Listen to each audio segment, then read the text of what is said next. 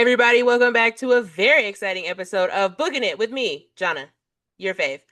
My special guest today is James Michael Roddy. James, thank you so much for being on the show. Ah, Greetings. Thank you for having me. we're so happy you're here. We being me and my cats, we're so happy that you're here. Um, James is the author of Haunters and Hauntings, Haunter's Tale number one, which I'm assuming is going to be a series. And let me tell you, this cover is frightening. Okay. I was so scared when I saw it. Well, that's the whole point.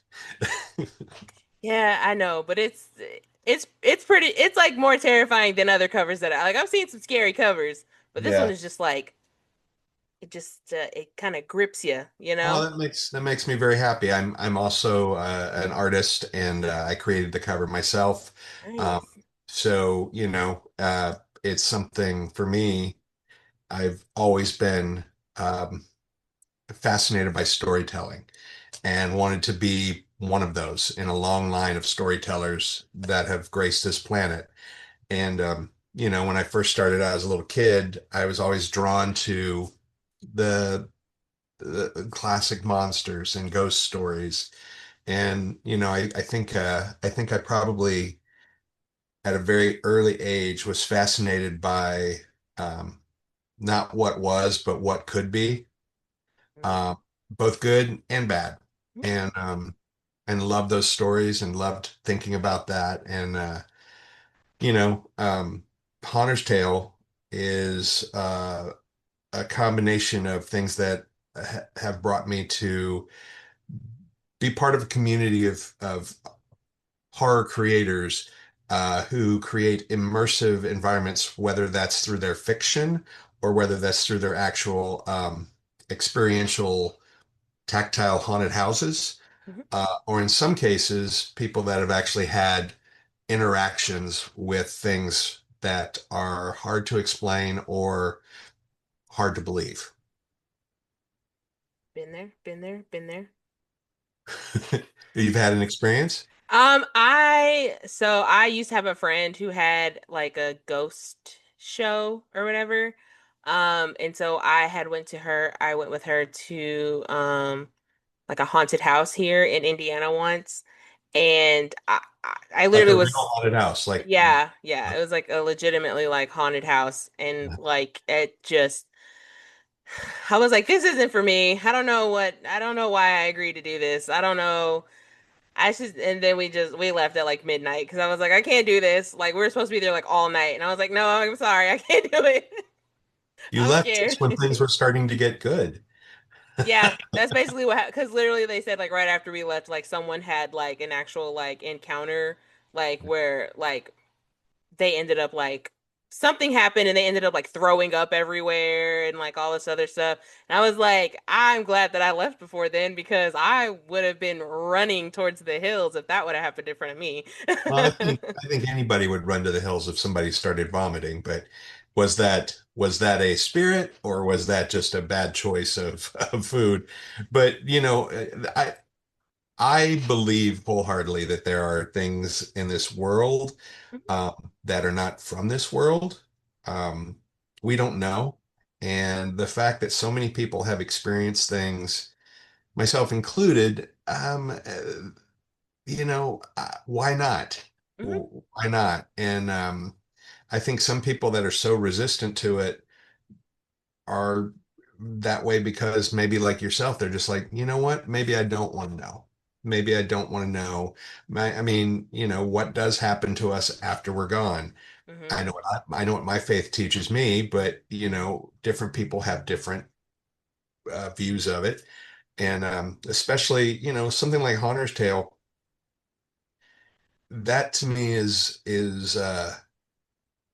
kind of the gateway into some of these people, some of these great people that I've worked with that have created some amazing experiences. But what makes them tick and what scares them? That's one of the kind of threads of the book. And it's funny you mentioned, you left right before midnight. As a storyteller, I like to believe that every story, no matter how fantastical, has a thread or a seed of truth in it. Hmm. And the fact that they call 12 o'clock the witching hour. Well, Hmm. there's a reason for that. The fact that they call 3 o'clock the devil's hour. Hmm. The thing, for everything that is positive, there is a negative. It's just the duality of society. And I think that's what I love so much about horror is sometimes you're able to navigate navigate through those supernatural waters. Oh yeah, 100%. I mean, like, don't get me wrong. Like, I believe in like spirits and ghosts and stuff. Even though like my religion would probably be like, maybe not. But I've definitely had enough like experiences and encounters to kind of be like, yeah, there's definitely something else going on here. You know, Um, you bring up an interesting thing. So I don't want to pry, but you say your faith or your mhm, beliefs are not conducive per se with that. mhm, Um, there are spirits and there are angels and there are demons and there are those things are prevalent. And there's a friend of mine. Uh, his name's he passed away a couple of years ago, but his name was Michael Heisner. And if you're interested about faith and the supernatural, that's a book you should look up. The Unseen Realm. It is an eye-opening book mhm. about that. Yes, there are things out in this world. If you are a child of Christ, there are things. So, and what those are, it talks a little bit about that, and through the owner's manual that is the Bible. Yeah, yeah, no, I definitely, and like, not to get like all like ghosts, but like, I, so like, I'm Catholic. But Hmm. I'm also biracial, so I'm half black. And black people do not do ghosts. Like that is that is something that is like absolutely not. We're Yeah. not messing with that. And so I went to this haunted. I was so scared about going to this haunted house. I like called my mom and I was like, "Mom, I just want you to know that I'm going to a haunted house and that if anything happens to me, I love you so much and you're not allowed to say I told you so." Well, luckily, What? something tapped you on the shoulder and said, "Hey, you might not want to be here." Yeah. I was just like, you Yeah. know what? Maybe I'll just go. It's fine. It's fine. It's Yeah. fine. It's fine. But yeah, no. So like it's kind of like a culmination of like things and I've slowly over the years like kind of like gotten like I've talked to like mediums and like things like that, kind of like putting myself in the water a little bit, but like I'm definitely not going to haunted houses anymore. I don't have enough anxiety medicine to do that. Yeah. Well, I mean, and that's probably wise. If it causes you anxiety and you feel that there's something, then you're probably right. I mean, we should be attuned to our senses and our gut instincts and our, sometimes the voices in our head aren't our friends, but sometimes they are. Hmm. And, maybe it's just not your journey and you should stay away from there. Why not? I mean, I could write a whole story about why when you go, something could happen. I mean, Hmm. that's a classic trope. Like, I really shouldn't have gone, but I did. And then, Yeah. you know, uh, she was never heard from again, Yeah. except on the moonlit night when you see her out in the moors baying at the moon, Yeah, it's just like the very first episode of Supernatural. It's like nobody ever sees this woman except on a bridge. yeah, yeah. Or the hitchhiker that disappeared. Hmm. You get to the end of the street, or yeah. Yeah. Yeah, yeah, yeah. So yeah. I mean, I love a good ghost story every now and then, but like I'm just like, I'll stay on my side. And like I definitely commend people who can like go ghost hunting and like do stuff like that 'cause like you guys are stronger than me. You guys have stronger hearts than I do. Um, and I mean, I can just and like I can always appreciate like someone who's like going like not to like rattle the spirits or whatever, but just kind of being like, so like what's going on here? Like, why have you decided to stay in this particular house like the whole time? Like, something like that. Yeah, it's fascinating. I'm sure there are people that go with that expectation of I just want to see. It's like, well, do you really? I mean, sometimes it's better not to know. Sometimes. All of these are fascinating beginnings of stories that I could rattle off, that have already been written or will be written or will continue to be retold. It's I love this. To me, it just excites me. Um, I but again, I've seen things. I also know that, what, like right now, the light just dimmed, and I'm like, okay, what was that about?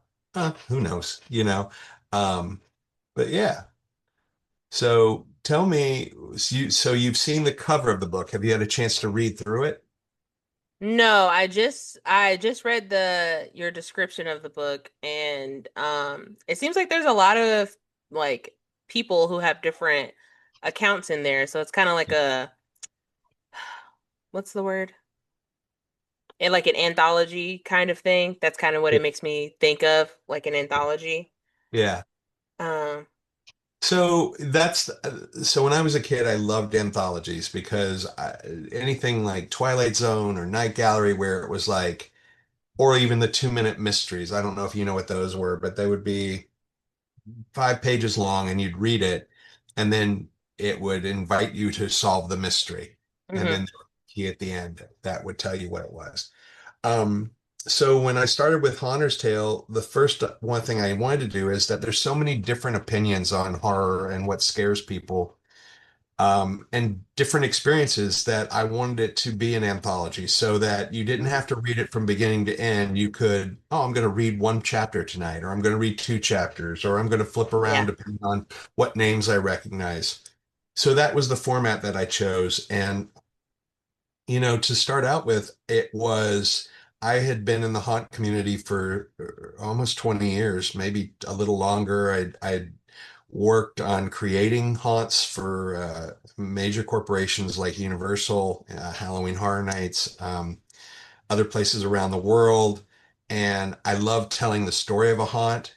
One of the coolest things to me was creating backstories so that then they were the foundation for which these walls would be built, and the props would be provided and designed, and costumes and actors would have as a kind of their Bible to know, like, this is why my character's in this room. Hmm. But all of that sometimes gets lost. Those stories get lost on the audience because, from an operational standpoint, you go through and it's scary and things move and you're screaming and you don't get all the lower level roots of the stories. Hmm. So it started off as that, like inviting some of my friends to say, okay, you guys have created these things along with me. I'm going to create an interview that'll be consistent with each one of you.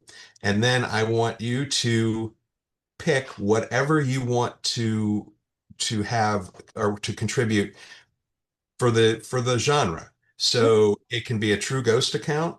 It can be a backstory for an existing haunt. It can be a piece of fiction. It can be a piece of poetry. It can be photography. It can be artwork. Whatever it is that you love to tell or love to express your love for the genre. And, I had a wealth of friends and then just peers that have provided uh, me this material. So we started grouping them into volumes. And volume one is out right now, which is Haunts and Hauntings. And that is skewed. There's some real true ghost story accounts in there. One is a young lady by the name of Diane who was bitten by something in a haunted house, and there's a picture of it, and it's you can tell it's a bite, and so it's kind of like, well, that's interesting. Um, then there's stories of how people were inspired based on their childhood to create a haunt by something they saw, something that's, they felt has driven them to do this. And there's five more books coming out. Volume two and three are coming out very soon, and those will have the same kind of format. So ultimately, there'll be five total. Maybe we'll do another set of volumes, but that's what we're doing right now. And they're available, through Four Horsemen, and it's just been great. I originally released this as a self-published version, And Erica, who is the publisher, read it and she was like, "Oh my gosh, I want to redo these books and I want to, I want you to do the cover." And it's just been a dream working with her. And so much so, she's actually taken one of my children's books. I'm not all dark and spooky. Uh, I have a children's book that's coming out right around Thanksgiving called "You Are the Only You." Oh, And it's a book for kids to realize that no matter all the feelings that you have and how you could feel less than something or desire something or feel bullied, what have you, remember one true essence that we all have. The one gift is that no matter what in this whole universe, you are the only you.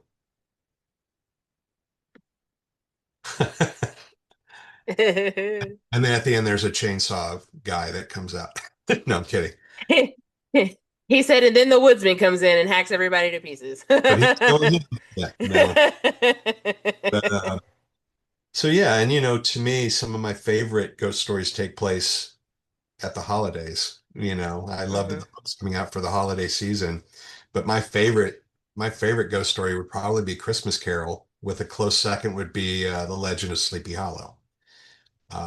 But the Christmas Carol, it's funny that it's become such a holiday tradition, but people forget like that's the truest essence of a ghost story and Yeah. manifestation that has a cause and effect on somebody in a very real way. Yeah, I would agree. Kind of forget, like when you're watching it around Christmas, you kind of forget, like, oh, that's right. Yeah, the three spirits come and visit him. Well, yeah, but first his dead partner for 7 years comes and visits him and has been, kind of in this terrible realm where he's being tortured and there's these lost souls and he's trying to protect his friend from becoming a lost soul. So, but Merry Christmas. God bless us, everyone. Amen. Oh no. I'm so sorry. I just threw my microphone down. I was too excited. Um, yeah, no, I do.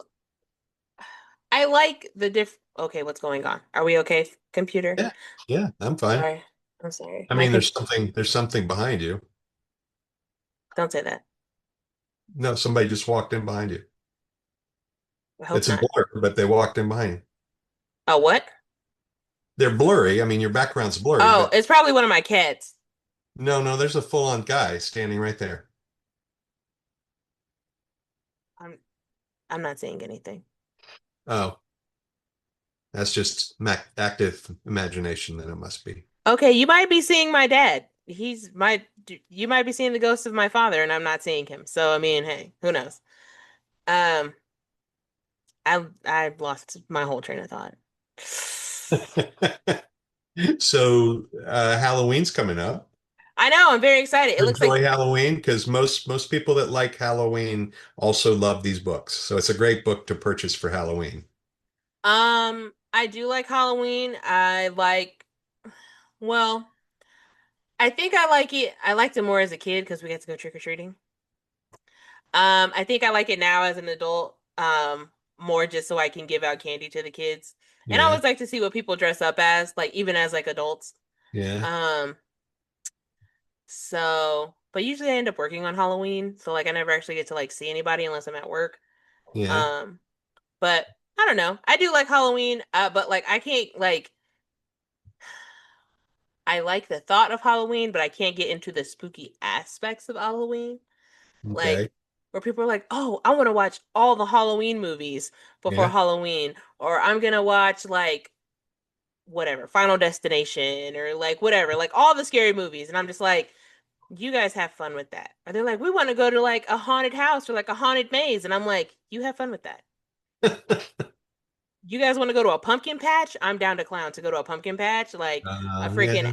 like an apple orchard. Like, okay, James, I'm gonna tell you, I'm such a softie, okay? I'm literally such a fraidy cat. Like, it's pretty tragic. Yeah, but not everything is axes and demonic spirits. There's Yeah. also I would encourage you, like, are you familiar with Ray Bradbury's books? I've heard that name before. I've never read any of the So books. Ray Bradbury is, I would have to say, is Ray Bradbury and Stephen King are my two favorite authors in the whole world. But Ray Bradbury wrote about the fantastical. He wrote the Martian Chronicles and uh, Something Wicked This Way Comes. But you would probably enjoy him because his stuff's spooky, but not to a point. It captures the essence of fall, right? You've had Hmm. summer and you've had all the fun and just the turning of the leaves and the melancholy of what fall is. He captures it so well. There's a book or a story he has called The October People, about people that just, love that the essence of those months. The Halloween Tree is a great book that's wrapped up in a history lesson of how Halloween has been celebrated since the beginning. I think you would probably really dig on that as well. I do love some good history. Yeah. Don't tell my friend. My friend doesn't think that I'm a history nerd, but I do be liking some history sometimes. Oh, well, yeah. I mean, Halloween, there's a lot of history there. Yeah. From the entire globe. Everybody has some, there's obviously Samhain and the Druids, but there's also the Irish. Hmm. Um, you know, uh, so yeah, you would enjoy that. Well, I'll put it on the my never-ending list of books Yeah, to read. But I do try and like whenever like fall like rolls around, I do try and like get into the fall mood by reading like fall-ish type books. yeah, Like when Christmas rolls around, I try and read a lot of like Christmassy books, yeah, just so I can like get in the spirit or yeah. whatever. It's just the scary. I can't do like horror, but I can do like suspense. Okay, I can do some suspense, some light thrillers. sure, sure. Do you watch crime shows? Oh yeah. Oh Oh, yeah. okay. That is more horrifying to me than any horror story. So, Oh. like, that's the real. That's real. Like, Mhm. I mean, at least, the stuff I love is more, and I mean, I don't think vampires are real, or zombies, but who knows? But honestly, like I know that they couldn't be living next door and come and kidnap me and put me in their basement, Yeah. or be waiting to abduct somebody at a Walmart or a Target. That stuff terrifies me. The cruelty, and what basically is where horror has gone Hmm. and is so terrifying. It happened in probably it happened with Ed Gein. So, and you probably don't know who Ed Gein is. But so I think it's the 50s, late 40s, early 50s, Ed Gein lived in Wisconsin and did some really bad things. Hmm. So that that chronicle of what he did actually inspired not only Psycho, but Texas Chainsaw Massacre, Silence of the Lambs. So he is kind of the usher that story. He would dress up in people's skins. He would rob graves. Ah, yeah, yeah, yeah. Okay, okay, okay. So I know who that guy is. that that's real. So all of Yeah. a sudden, horror stopped being in a gothic castle somewhere, or only on a moonlit night, a full moon night, to no, the guy next door to you could be the most diabolical and evil person in the world.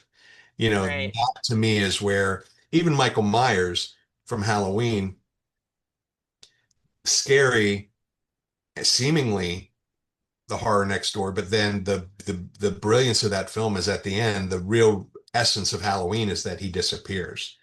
Yeah. And now we know there's sequels and all that, but the original Halloween was so terrifying because it captured the trick or treat essence of Halloween along with enough reality where it's like, well, this could be happening right now, Mhm. but then the fact that he just disappeared, that to me is probably one of the best horror films ever made.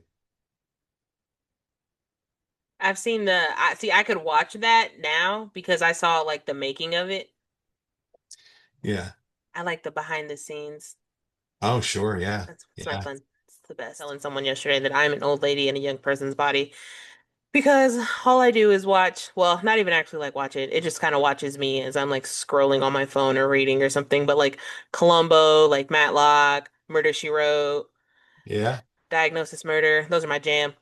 Yeah. Well, so like when I was a kid, there was mystery really became a huge, I mean, it's always been when TV, like the televised murder or mystery Mhm. kind of thing, detectives. But I grew up in the 70s, so there was Columbo and then McCloud and the Hardy Boys and all of those one, right? I mean, you think Law and Order has 10 different shows now or whatever.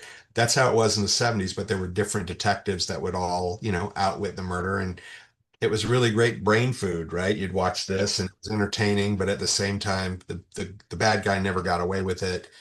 Columbo, the seemingly bumbling, slovenly detective, always outwitted the smartest, villain. Hmm. So, Yeah. And he always just seems to know from the beginning of the episode who the murderer is. Like as soon as he meets them, he's like, "It's you. You're the yeah. murderer." Yeah, one more thing. I got Yeah, it's always one more thing. one Just more one thing. more question. One more. One more thing. Your shoe. Yeah. So He's I like, love I literally was watching one yesterday where he was like, the bomb underneath the car, if someone was right-handed, they wouldn't have been able to plant the bomb underneath the car, but they're left-handed, like you. And Yeah, I was yeah. like, Columbo, the accusation. The very first Columbo episode, which I think is called Murder by the Book, Mhm. was directed by a young director that went on to great prominence, Steven Spielberg. I did not know that. Yeah, so if you go back and watch season one, the very first episode, it's called Murder by the Book, and it's great. I'm sure I've seen that. Is that the one where he kills his wife? No, he No. kills his writing partner. They write murder mysteries together, and he kills him. Oh, yeah, yeah, yeah, yeah. Oh, yeah, yeah, yeah. I have seen that one. I have seen that. I just watched that one the other day, matter of fact. It's really good. I mean, at first I didn't like Columbo, but then he kind of grew on me a little bit, which I guess he's done that to everyone, considering he always gets the murderer. So, Yeah, you yeah, know. yeah. There's also a show you should look up. It's on Peacock right now. It's a little more supernatural, but it's about an investigative reporter by the name of Kolchak, and it's called Night Stalker. It was only on for one season, but he's a reporter who somehow finds himself confronting things that would not exist in reality. Ah, okay. Okay. Yeah. I do like some stuff with supernatural elements. Yeah. I did like the show Supernatural. Yeah, no, it's great mythology. Yeah, so good. I learned so many things. Absolutely. Um, okay, I'm so sorry that I got us off on a tangent. Um, so it says that you've contributed a story or two to Haunters and Hauntings. I have. I What have. was what was the scariest encounter you had? Or I guess the most enlightening one. I don't want to say scariest. Well, so some of the stuff I've done has been complete fiction based on experiences that I have. Hmm. But this isn't in the current book, but it'll be an upcoming one, so I'll give you a preview. I worked at a haunted house called Terror on Church Street in Orlando, Florida. And it was in an it had been a Woolworths in the 50s, 60s, 70s, and had been abandoned. And this company came in and put a haunt there. So when I moved to Orlando, I got a job working there because I love spooky stuff, and I was like this. I love theater, and it was a combination of those two things. So, but it ran 6 nights a week, and some nights were really busy. Some nights, you'd have a break, and you'd just kind of be sitting there in the dark. And the building was all about creating and manifesting terror out of people. Hmm. So, people would come in and we would scare them. And that just always, I always felt that energy was there. And then one night I just got the idea that, well, what would attract something that fed on fear, but a haunted house? And I don't know where that came from. It just popped into my head. Anyway, I started feeling like I had uncovered something. Like in my brain, I just started thinking like, oh, well, now that you know that, you know, and I've always felt from that point forward very ill at ease. I wasn't as comfortable. I got freaked out. Um, I helped build stuff there. I was there all the time. But it would be, from 6 o'clock to like 1 in the morning. Mhm. And sometimes when you come in during the day, there would be sounds coming out over speakers that weren't powered. Um, you'd hear footfalls, you'd see shadows. Anyway, one night, I was working in one area and I'm looking out this little peephole to watch this group come in that I'm supposed to scare. Mhm. Well, as this group comes in, I see something move towards them and they start screaming, and I'm thinking there's another actor in my room playing around or whatever. They come around the corner where I'm supposed to scare them. I come out and they're all backing out of the room. They see me, they scream, they go past me, and I scare them down the rest of the hallway. And then I turn back around, and where they had come from, I saw a human form step across in front of this doorway. And what was weird about it is that it had no discernible features. It just had a blur for a face. But the head turned and looked right at me, turned back, and then it dissipated into a wall. So I was like, okay. And I got really freaked out. It got really, really cold in there. And I took a break and I went down and I was like, I think I just saw something, blah, blah, blah. And I was expecting to be ridiculed, like, oh, no, that, and a couple people said, oh, you saw Yellow Man.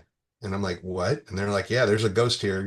We call him Yellow Man. He's been here since we've been here.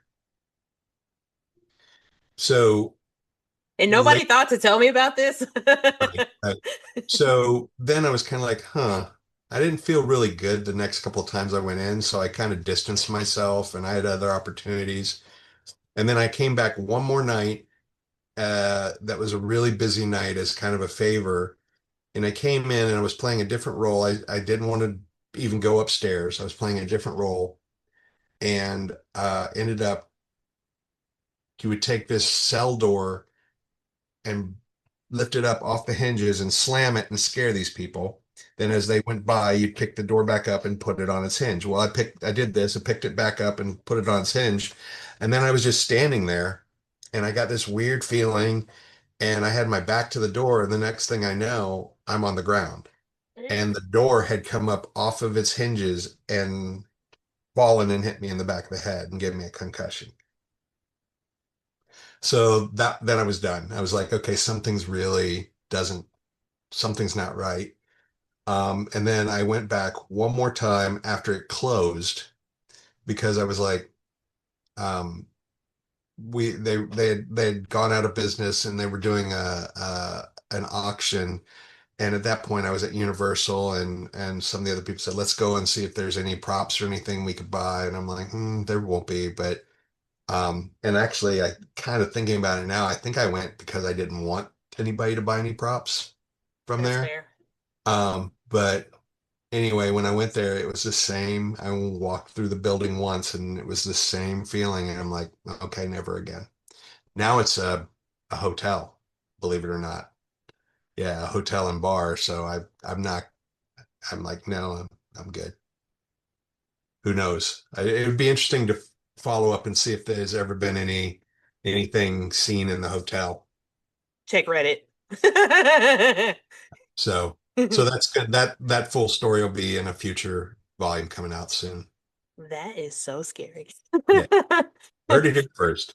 I literally got a chill down my spine when you were telling. I was like, oh goodness, I don't like. Yeah, no, and it's I mean, again, I'm not one.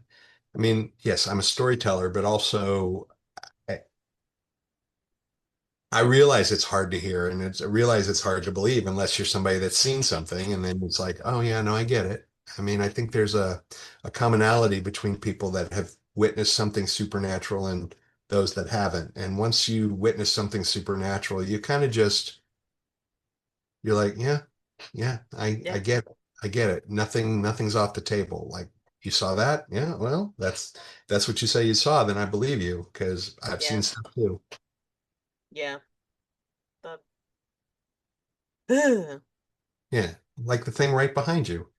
I don't know what it is, and I'm not gonna keep turning around and looking because it could just be. I'm just playing with you. It's Halloween. I'm just messing around. It's honestly, you Or am I? look. If I get murdered, you're the witness, okay? You have to avenge me. Like you have to tell someone. Get murdered, but you might get scared. Look, don't get me scared, okay? I'm supposed to go to a concert after this. Like I can't be. Okay. I can't be getting scared. My All right. cats scare me enough, okay? They scare me all the time. Oh, I love animals are the worst and the best. Animals see stuff we don't see all the time Oh my God. and They're will all freak you out. And then you like, you're freaking me out. Like cats specifically will just look at something and you know that they're laser focused on. mm-hmm. Yeah. Yeah. So, My cats do that all the time, especially my orange cat. Like he'll just be staring like up, and I'm like looking at the ceiling, like, what are you looking at? Like, is there a bug? Is there a ghost? Like, what is it? And he just keeps staring at it. He was doing that yesterday. I was like, what are you doing? yeah. Yeah, they're so mean. They're so mean to me. I have a gray cat, and like he just scares me because like if I'm walking around my house in the middle of the night, he's dark. So like I'll like he'll just Yeah. come out of nowhere, and I'm like. Yeah. Yeah. Yeah. Yeah, so They love doing that too. Yeah. yeah. Everything's great, I think, I Yeah. just and it's so great because I'm so easily startled also. Like it's you wouldn't believe how easy it is to scare me. Mhm. Like honestly, like at one of my jobs, people used to just do it to see if they could scare me. Sure. And I was like, that's really mean of you to do. Yeah, but that's just a part of our culture. We do it when we're little kids. There's the people that love to get scared and the people that love to scare.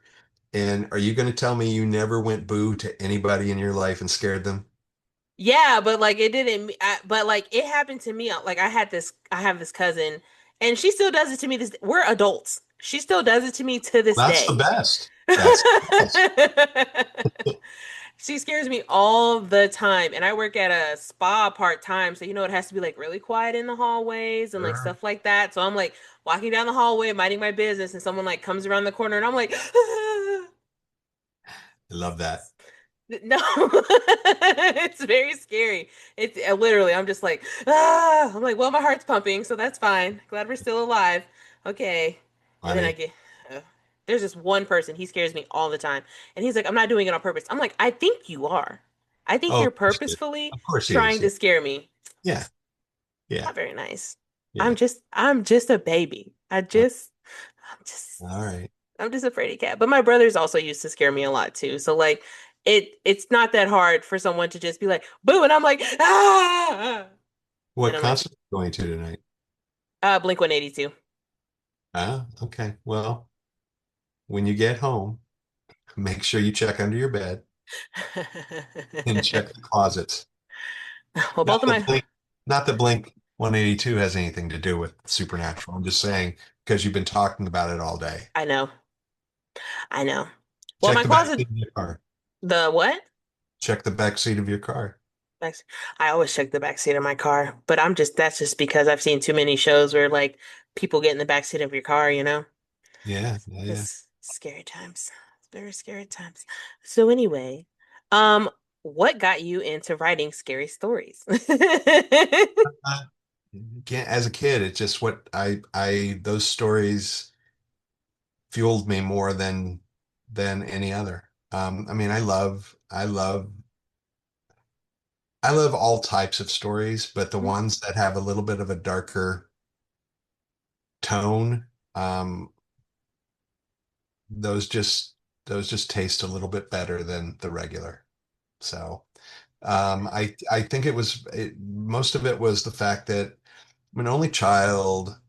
I my mom was afraid of the world, so I inherited some of that. So my way to combat that was to create things to test myself. Oh. Maybe, maybe. Um, but even now, like I love getting scared. Um, I love that feeling of what's happening. Like I love going to a movie and it being truly like, okay, that's creepy. Like, okay, I love watching shows about the supernatural, but now they're getting a little too, I mean, like everything, once one thing hits really well, then there's all these copycats that are, Mm-hmm. but yeah, stuff like The Conjuring, the reading about the Warrens, any of those films really just do it for me. That's fair. I have Yeah. the friend that I'm going to the concert with tonight. She loves scary stuff like that. Like Yeah. she's always inviting me to go see scary movies, and I'm like, we've been friends for like 10 years, bro. I'm never gonna go with you to see a scary movie. Well, give her my book. I will. Actually, Yeah. it'll probably be her Christmas gift if I'm being Yeah, completely honest, yeah, because that's great. she does like reading.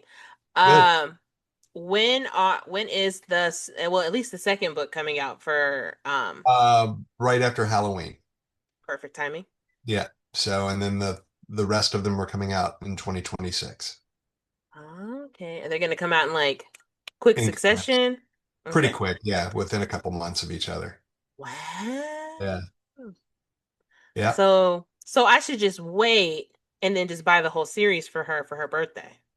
No, no, this will give her an opportunity. You can get her one for Halloween or Christmas. You can get one for birth.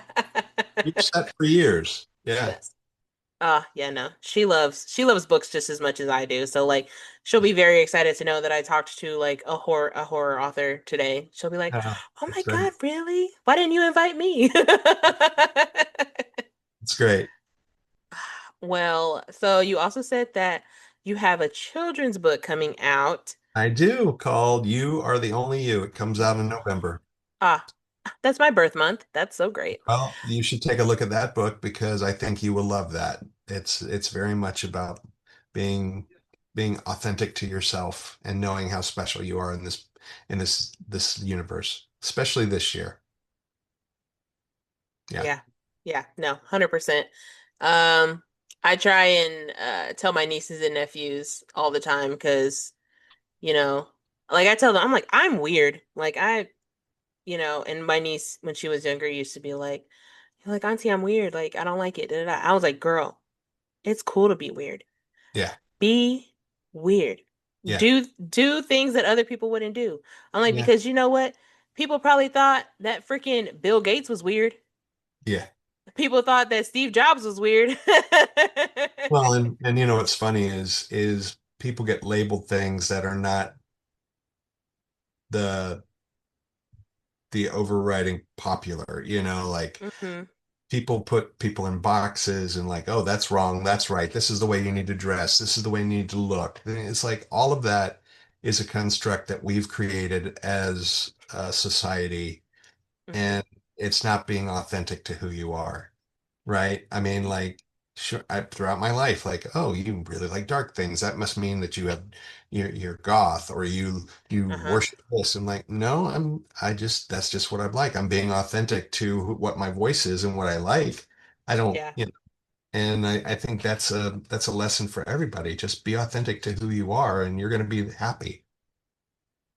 Yeah, no, my when I was in high school, I think, because like I used like I was heavier, like I've been heavier set like basically my whole life. And so like when I was in high school, they tell you black is very slimming. So I used to just wear black all the time because I'm like, I don't want to look fat. Mm, And then at one point my mom goes, do you like worship the devil or something? Because you're wearing a lot of black. And yeah. I was like, no, I'm not. But again, that's the story that's associated with wearing black. No, I just like wearing black clothes. No, I just like Right. my favorite color is black. That doesn't mean like, oh, that must mean you're dark and mysterious and you're doing drugs or whatever. I mean, there's so many different, again, we create stories, but when the stories get in the way of the authenticity of somebody, that's when I have a problem with them. Yeah, Because 100%. again, they're all there for you to either take or not, right? I mean, Hmm. stories you can it's okay to like a story and not like a story. Yeah, That doesn't say anything about the author.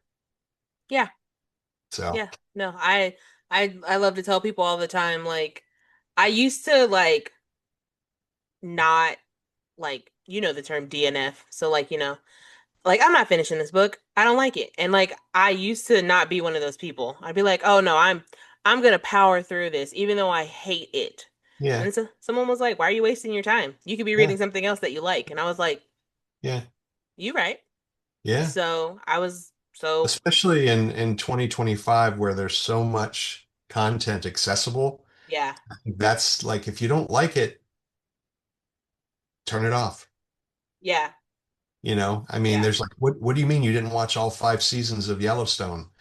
I got through halfway through season 4, and I was like, you know what? I've seen all of this I need to see. Great show. I don't need any more of it. yeah. No, exactly. Like it just and I tell a lot of people, they're like, "Oh, well, you haven't seen the last season of this?" No, I haven't. No, Why no. not? I don't know. I didn't have time. I really didn't feel like it, and now it seems like a moot point. Yeah, yeah, Yeah, so I don't know. Being in the world today, there's so much media, like there's so much TV, there's so many books, sure, like there's just sure. so many things like coming at us. I'm like, I just don't have time to deal with Well, something that I don't like? I think that's something people forget too, and I think society does that as well, especially like entertainment is like, oh, you have to like this because if you don't like this, it won't make money. It's like, well, it'll make some money for the people that like it. Mm-hmm. Well, I mean, look at Marvel. I loved Marvel, and now I'm just kind of like, oh, Yeah. it's a lot. Like, Yeah. wow. And I'm a Marvel nut from almost birth.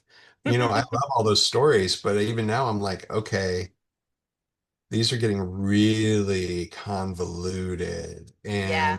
missing you're missing what made that first phase of Marvel so great. I Yeah. mean, so and again, because they're worried about like, no, this has to make more money than anything. And it's Yeah. like, yeah, but how about it just make it good? Just Yeah, make it, no. I get that because I love Marvel too. Like this is all blurred out, but like this whole like yeah, right here in my apartment is just like all like Captain America, like Marvel stuff. Um and I we I was talking about it on a podcast that I used to be on with my friends and um we were like, like what is it about Marvel that like is just kind of killing everyone right now? And my friend Katie brought up a really good point and she was like, I think we're just oversaturated yeah. with with superhero things and Marvel because I mean when the pandemic happened, then that's when Disney Plus was skyrocketing. So they're like, "Oh, all these Marvel TV shows got to come out right now, right now." And then they were putting all the movies on there too. So it was just kind of like, "Okay, I'm getting all this new content, but like also it's not the same." Well, it also wasn't, again, like what is it what's the end game? Right. That's why Avengers being called an end game was brilliant because it's like Yes. it was the culmination of everything before it, starting with Iron Man, Yeah. right? So, end game. So now phase 2, but all of this seems to be like, oh no, but we've got to have a giant this because that's what we had in Endgame, and we have to have a villain here, and we have to do this, and it's this villain.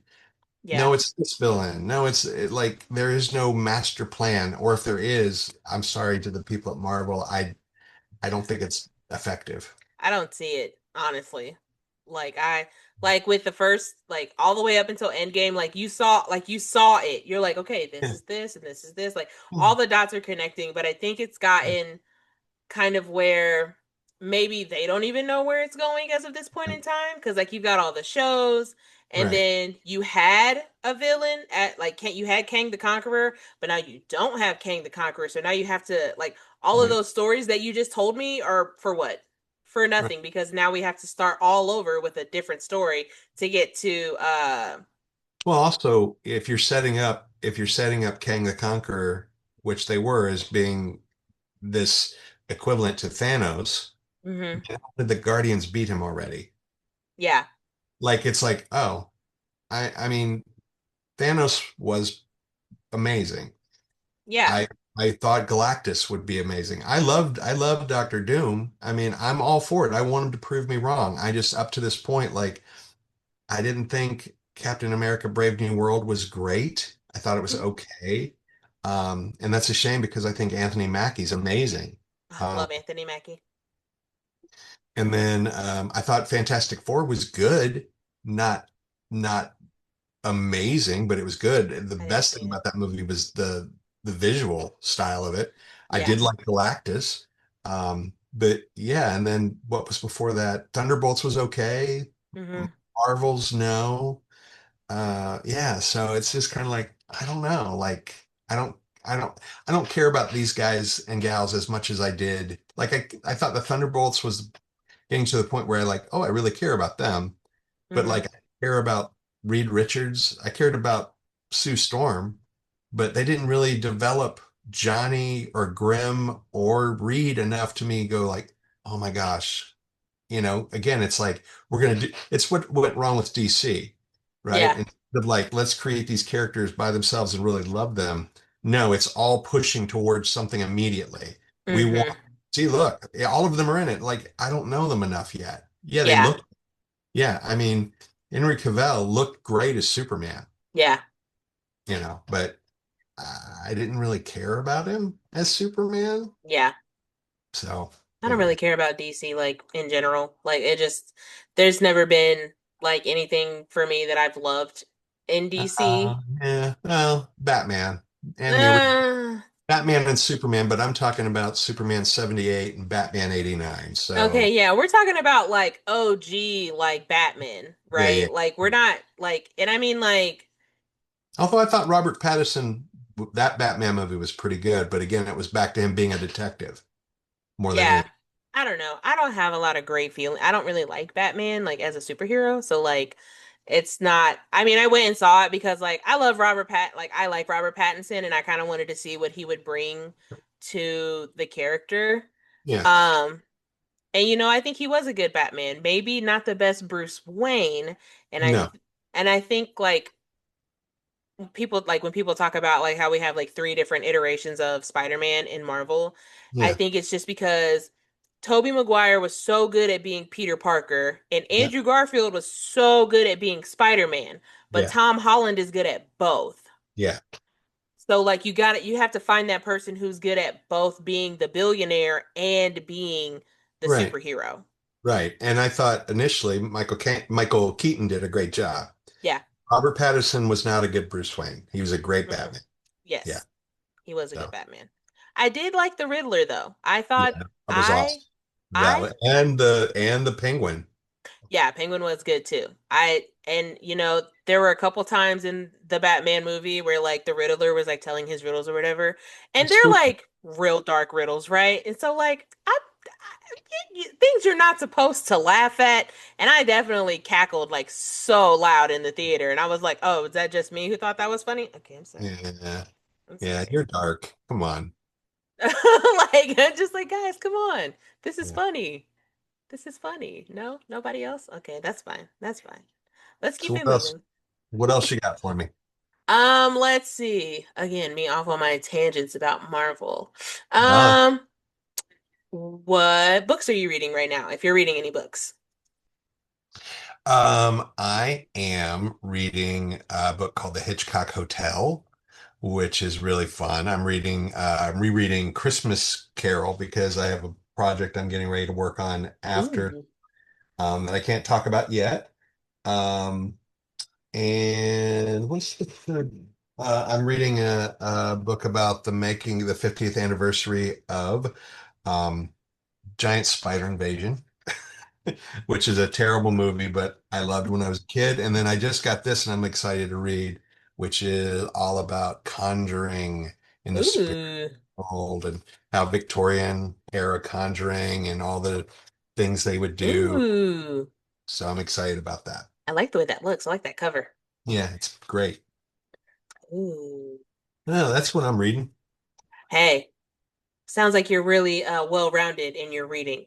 I try to be. I try to be. I try to read something tactile, not everything on the screen. So, Yeah. So I mean, I'm guessing that makes you a paper book person? I am for the most part. Yeah. I mean, I've gone to magazines on like my iPad, and sometimes I'll read something on my iPad. Like if I'm going on a long trip. Hmm. I'll like, stock it up just because I don't want to carry a bunch of books with me. But here in Yeah. my home, like no, this is my home study library. It's filled with books. I love holding a book and reading it and looking at it. That's my thing. So, Oh, you should see my yeah. dining room right now. It's just I'm my microphone is literally being is standing up on top of a stack of books right now. Like Of that's course. Of course. there's so many of them, and I finally got them all cataloged. Well, except for the one I bought when I was in Spain, but that's about it. That one's in Spanish, so Yeah. I kind of just bought it for the fun of it. I actually am gonna try and read it. So, Yeah. but yeah, no, it's I try and be well-rounded in my reading, but I'm really not. I try. I read a lot of romance. Sometimes my friend that I used to be in book club with, I had to take a break from book club because the books that we were reading were not the best and they were making me upset that they weren't very good books. So I had to take a break. Understand. Um, but she tried to get me to read a lot of like suspense, like thrillers, like things that'll get me out of my comfort zone, which I'm like, I just feel like maybe you hate me. But who am I? You don't hate me. She's like, no, I just want you to get out of your comfort zone. I'm like, I don't think that's what you want. I think you hate me. That's fine. Hmm. James is like, oh my God. I know, I'm sorry. No, no, I understand completely. When you're okay, so well, I guess you kind of have to. Are you a planner when you're writing, or are you a pantser? But since this is all nonfiction, I would assume that you're a planner. No. Really? I that is this next book I'm getting ready to journey into. I want to be a planner, but keep like jumping around and like, I've written 5 or 6 chapters of it already, and I'm like, stop. Let me go back and know where this is going because I love what I'm writing so far, but I got to figure out the end and it's got to justify the love of what I'm doing. So, Yeah. and then, the process of writing I love, especially the first draft, because any writer that listens to this should know, like, don't write like somebody's reading it. Mhm. Don't write, because you won't finish. You won't finish. Just write. Just fill up a page and be six. The fact that you can open a blank page and fill it is one of the most pristine, amazing things to do. And it doesn't have to be great. It was authentic. Yeah. So, Yeah. And look, we're all bad at the beginning. yeah, yeah, Like sometimes I go back and read some of the stuff that I wrote like back in like high school or like college and I'm like, ew. yeah. Like, was I okay? I wasn't doing very well. But that's why we have editors. Nobody comes out of the gate being perfect. Nobody's ever Exactly. perfect. I mean, everybody, you know, like, nobody's perfect. Nobody's perfect, as Hannah Montana once said. Yes. Uh, Um, Anna. let me see. What pushed you to finally publish Haunters and Hauntings and to publish the rest of these books that you're going to be putting out? It really was the publisher at Four Horsemen, Erica. I self-published the first one, and then she looked at it and said, "This is great. Here's what you did wrong, and let me help you," which she has, and has been immensely immensely helpful and immensely supportive. Love that. Yeah. So That's good. We always need a good push. yeah, Yeah, absolutely. yeah.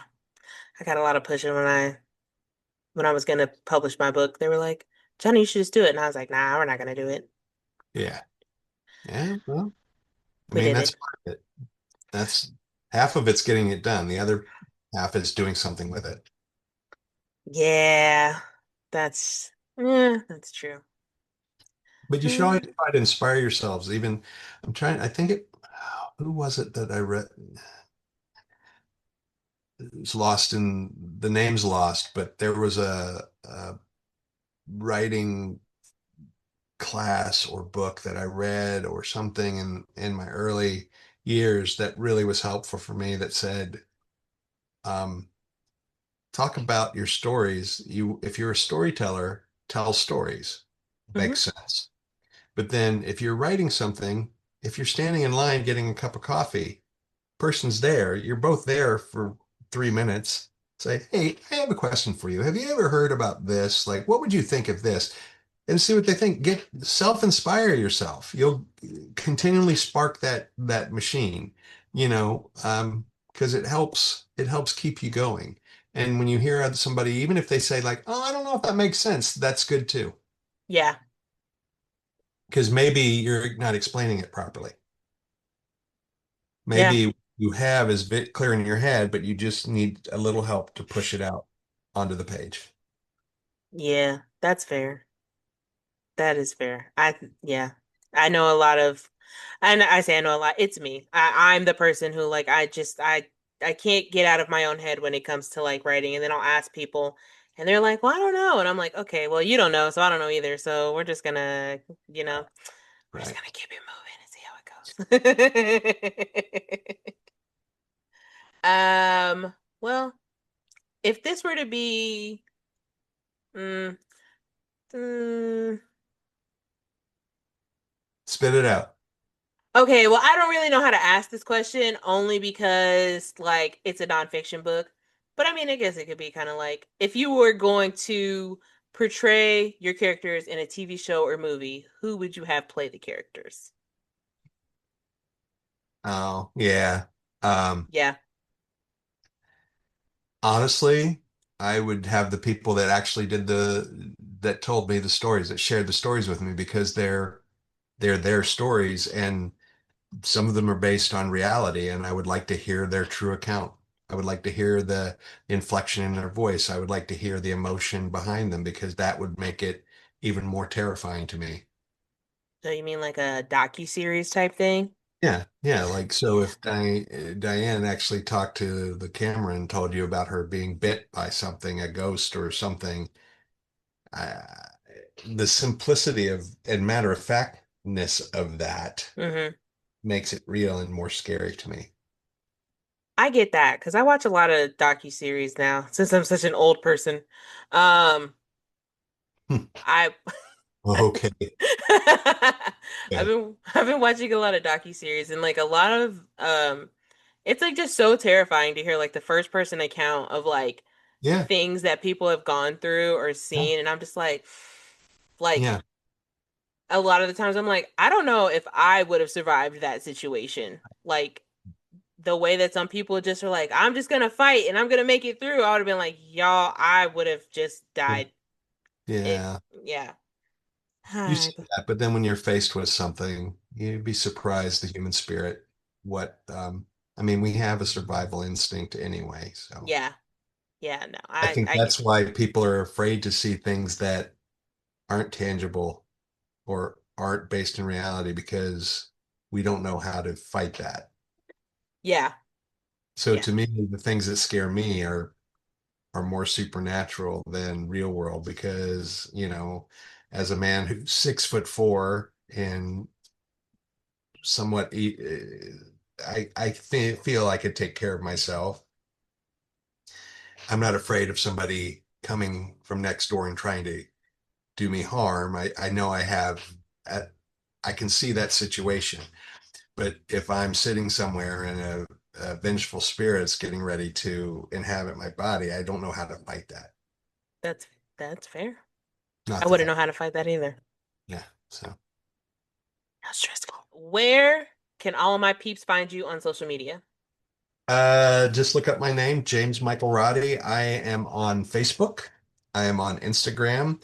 Or you can also, if you want to see some of the other stuff I've done other than just write, I've done some documentaries and some stage work and written and directed live shows. You can go to my website, which is www.michaelroddystoryteller.com. All right. That All sounds right. bueno. All You know, awesome. right. Well, everybody, thanks for watching. I will link all of James's info down in the description. Please make sure you rate, review, and subscribe to my channel. And until next time, I will be booking it with someone else. James, thank you so much for being here. I had a great time. I hope you had a great time as well. I did. Check under your bed. I will be checking under my bed and in my closets when I come home from the Bye. Blink 182 concert.